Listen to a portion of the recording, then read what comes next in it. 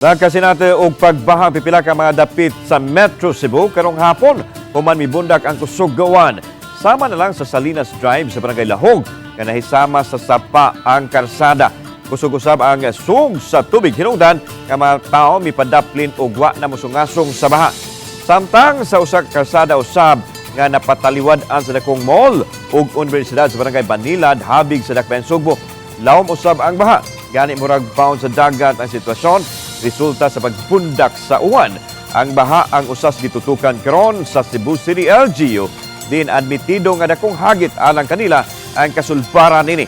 Aduna nay short, medium ug long-term solution ang kagamhanan sa dakbayan mahitungod sa baha. I'm not Superman. It has only been 2.5 months.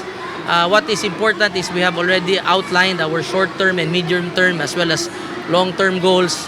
The short-term being declogging, desilting, manual or not.